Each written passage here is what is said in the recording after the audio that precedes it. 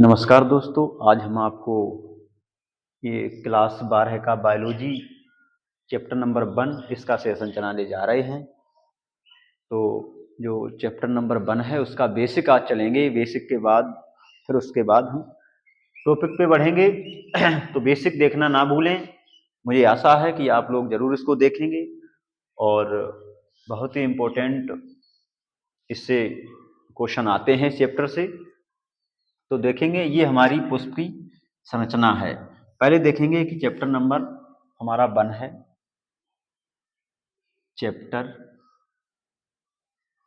1, ठीक। ये जो है चैप्टर 1 है। चैप्टर का नाम है पुष्पी पादपों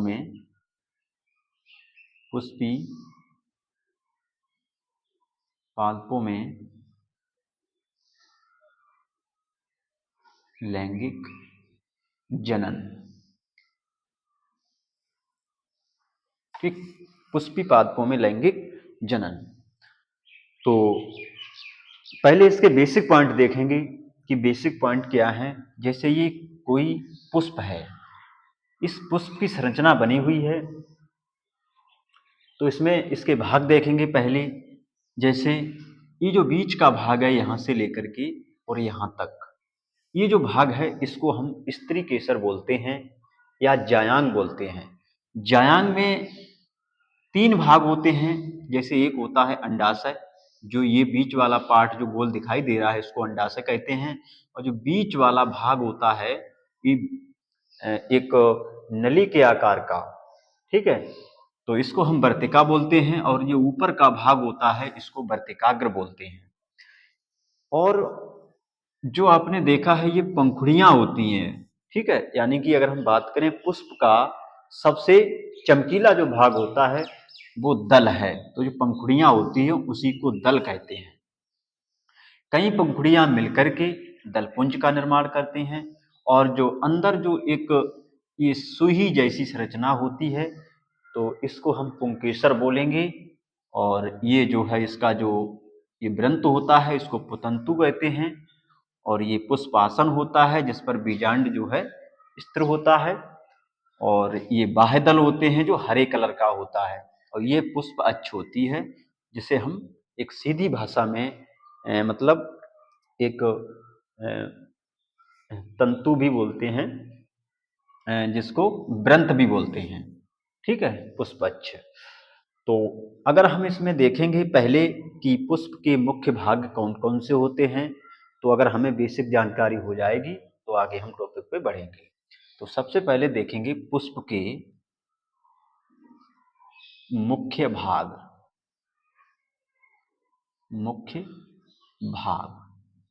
ठीक, पुष्प के मुख्य भाग। तो पुष्प के मुख्य भाग जो होंगे, जैसे अगर हम बात करें ये बाह्यदल पुंज,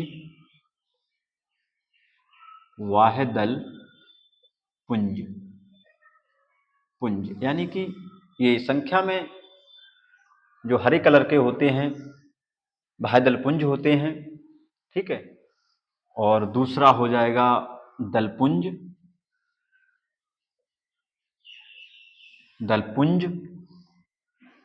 और पुमंग और जायांग। तीसरा हो जाएगा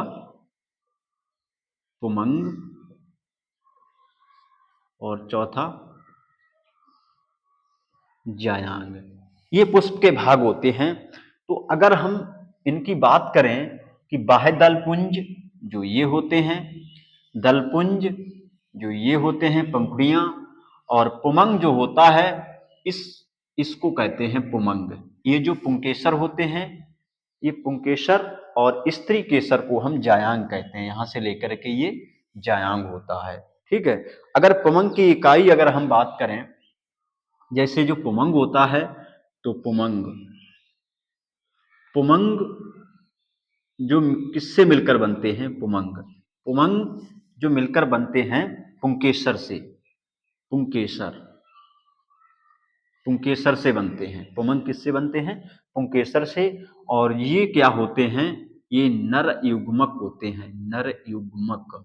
इनमें नर युग्मक का निर्माण होता है, या फिर हम कह सकते हैं नर युग्मक का निर्माण होता है, या नर जनन अंग बोलते हैं इनको, नर जनन अंग, नर जनन अंग बोलते हैं। ठीक, और दूसरे होते हैं जायांग। जायांग जो होते हैं उसको हम क्या कहते हैं, स्त्री केसर कहते हैं, या अंडप कहते हैं, या अंडप, अंडप कहते हैं। और अंडप यानी कि ये मादा जनन अंग होते हैं, पुष्प के मादा जनन अंग, मादा जनन अंग होते हैं। अंडप यानी जायांग, सॉरी का है ये, गा बनेगा। ठीक, मादा यानी कि मादा जनन अंग। ठीक है, ये पुमंग हो गए जो नर जनन अंग होते हैं, और जायांग अंडप यानी कि मादा जनन अंग। ठीक, तो अगर हम बात करें इसकी, जैसे अगर आ जाए, जैसे पुमंग की इकाई क्या हो गई तो पुंकेसर, जायांग की इकाई क्या हो गई तो अंडप। अगर जायांग, अगर कई जो है जायांग की इकाई क्या हो गई अंडप, जो मादा जनन अंग होते हैं। अच्छा, पुंकेसर में पराग कोष होती है, पुंकेसर जो होंगे ये पुंकेसर, ये इसमें पराग कोष होती है पुंकेसर। यहाँ देखेंगे कि पुंकेसर में पराग कोष होती है, पराग कोष, सॉरी सा ये बनेगा।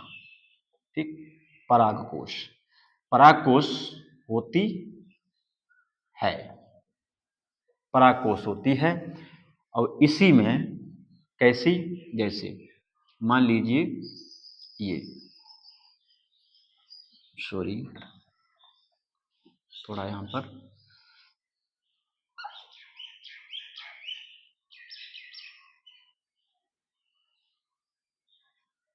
ठीक, ये पराग कोष होती है, इसको बोलते हैं पराग कोष, ये पराग कोष होती है। इसी पराग कोष में क्या होते हैं, जो है लघु बीजाणु जनन क्रिया द्वारा, इसी पराग कोष में, ठीक है, यहाँ कहेंगे इसी पराग, इसी पराग, इसी पराग कोष में लघु बीजाणु जनन द्वारा, लघु बीजाणु जनन द्वारा क्या बनते हैं, पराग कण बनते हैं, पराग कण बनते हैं। आगे पढ़ेंगे हम पराग कणों के बारे में, पढ़ेंगे लघु बीजाणु जनन पढ़ेंगे। ये लघु बीजाणु जनन कहाँ होता है, ये पुष्प के पुंकेसर भाग में जो पराग कोष होती है उसमें लघु बीजाणु जनन द्वारा पराग कणों का निर्माण होता है। यही परागकण क्या होते हैं, ये नर युग्मक होते हैं, ये परागकण क्या होते हैं, नर युग्मक होते हैं। ठीक है, आगे देखेंगे इसके।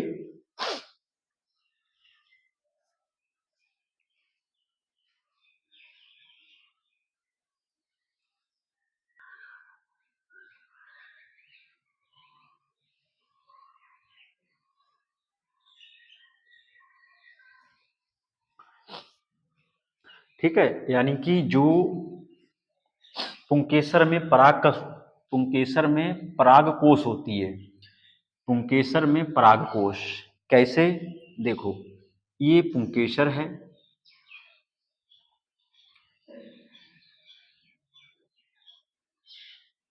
ठीक, इसमें ये पराग कोष होती हैं, इसी में क्या होती हैं पराग कोष, और इसी पराग कोष में परागधानियां होती हैं। ठीक है, पराग कोष, पराग कोष होती हैं, इसी में पराग कोष में देखेंगे कि पराग कोष में, पराग कोष में परागधानी, पराग कोष में पराग धानी, परागधानी होती हैं, परागधानी, या फिर हम इसको कहेंगे लघु बीजाणु धानी, लघु बीजाणु धानी। ठीक, लघु बीजाणु धानी,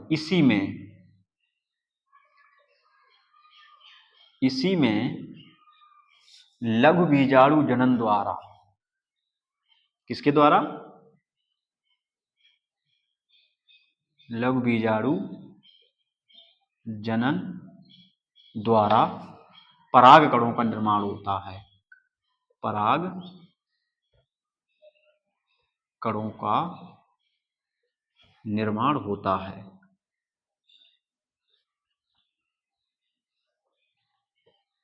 ठीक, अगर बात है कि लघु बीजाणु जनन द्वारा जो पराग कणों का निर्माण होता है किसमें होगा?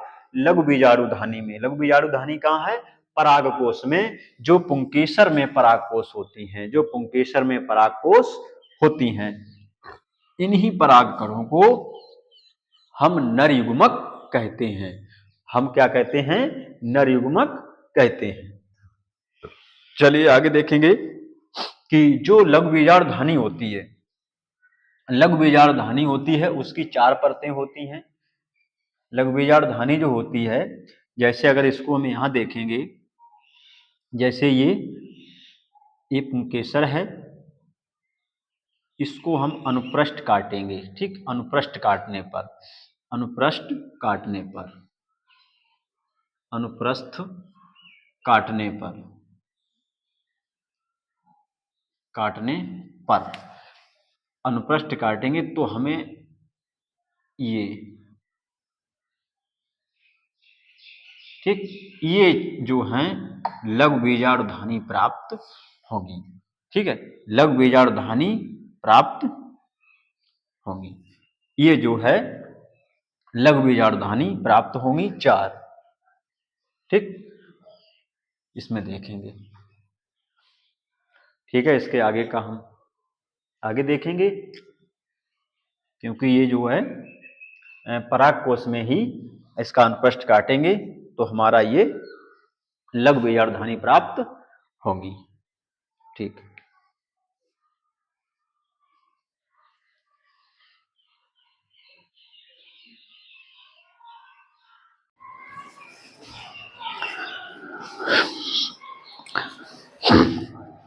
तो हमने ये पुंकेसर के, जिसे हम नर भाग कहते हैं, उसके भाग देख लिए। उसमें जो मुख्य भाग में जैसे एक है अंडप, अंडप। ठीक है, तो अंडप के 3 भाग होते हैं। अंडप के 3 भाग होते हैं। 3 भाग कौन कौन से? फर्स्ट नंबर है ये अंडाशय, अंडाशय, और दूसरा है वर्तिका,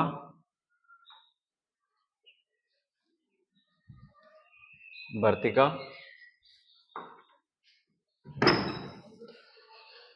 वर्तिका, और तीसरा है वर्तिकाग्र, वर्तिकाग्र।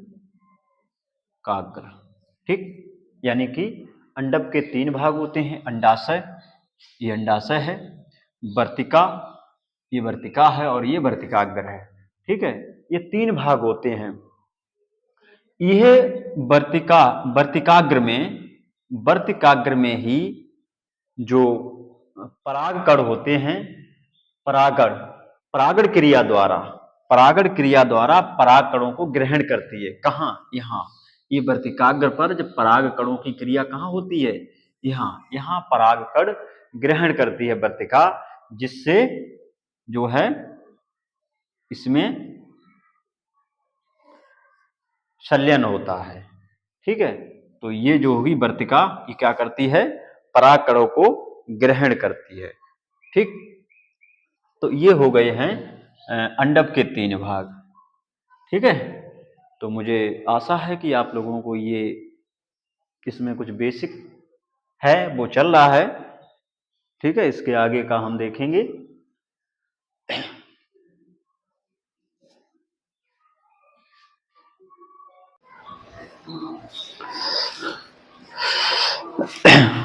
हेलो, नमस्कार दोस्तों। तो हमारा जो चैप्टर नंबर 1 चल रहा है बायोलॉजी में, क्लास 12 है। तो इसमें आज कुछ टॉपिक हैं, वो टॉपिक लेंगे, बहुत ही इम्पोर्टेंट टॉपिक है, तो देखना ना भूलें। मुझे उम्मीद है आप लोग इसको ज़रूर देखेंगे, और जो यूपी बोर्ड एग्ज़ाम 2025 में आने के बड़े चांस हैं इसके, तो देखना ना भूलें। तो हमारा टॉपिक का नाम है असंग जनन। टॉपिक का नाम है असंग जनन। असंग जनन, ठीक, असंग जनन। तो इसको एपोमिक्सिस भी कहते हैं, एपोमिक्सिस, मिक्सिस, एपोमिक्सिस, ठीक, एपोमिक्सिस, ठीक है।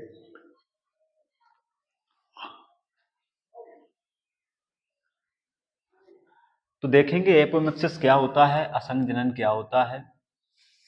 कि बिना निषेचन के, बिना निषेचन के, बिना निषेचन के बीज निर्माण की प्रक्रिया, बिना निषेचन के बीज निर्माण की प्रक्रिया असंग जनन कहलाती है। तो देखेंगे बिना निषेचन के, बिना निषेचन के, बिना निषेचन के बीज, बीज निर्माण की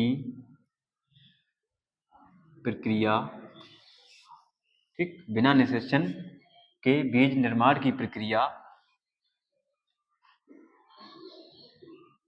असंग जनन कहलाती है, कहलाती है, ठीक है। इनके जीवन चक्र में, इनके जीवन जीवन चक्र में, जीवन चक्र में, ठीक है, जीवन चक्र में युग्मक संलयन नहीं होता है, युग्मक संलयन नहीं होता है, ठीक है। इनके जीवन चक्र में युग्मक संलयन नहीं होता है, इनके जीवन चक्र में युग्मक संलयन नहीं होता है। इनमें अलैंगिक जनन होता है, अलैंगिक, अलैंगिक जनन, जनन होता है, ठीक है। इसकी खोज, इसकी खोज, खोज किसकी थी, एक साइंटिस्ट थे विंकलर, विंकलर, विंकलर ने की थी, ने की थी, ठीक है। इसकी खोज किसने की थी, विंकलर ने की थी,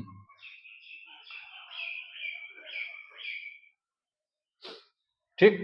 तो ये हमारा असंग जनन यानी कि एपोमिक्सिस है। अगर इसका महत्व देखें तो, अगर इसके महत्व देखें हम, असंग जनन के महत्व भी पूछ लिए जाते हैं, तो देखेंगे महत्व, महत्व क्या हो गए कि जो हमारे आजकल मार्केट में नई नई प्रजाति के बीज आ रहे हैं, तो वो किसानों को बाजार में महंगे बीज खरीदने की आवश्यकता नहीं होगी। इतने महंगे महंगे बीज आ रहे हैं, तो ऐसे अगर पौधों को, जो उसमें असंग जनन होता है, इनमें यही महत्व है कि किसानों को, किसानों को महंगे बीज, महंगे बीज खरीदने, महंगे बीज खरीदने नहीं होंगे, नहीं होंगे, ठीक। यानी कि किसानों को महंगे बीज खरीदने नहीं होंगे, और इनमें पौधों के जो लाभदायक गुणों को, जो पौधे होते हैं, ठीक है, पॉइंट में लिख लेंगे इसको, इनमें पौधों के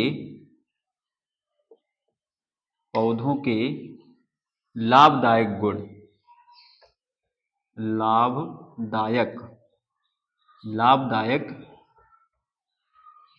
गुणों को सुरक्षित रखा जाता है, सुरक्षित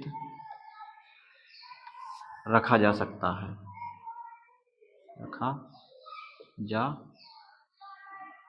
सकता है। ठीक है, ये हमारा असंग जनन हो गया, एपोमिक्सिस, और इसके महत्व भी हो गए। तो मुझे उम्मीद है ये आप लोग इसको समझे होंगे। धन्यवाद, थैंक यू।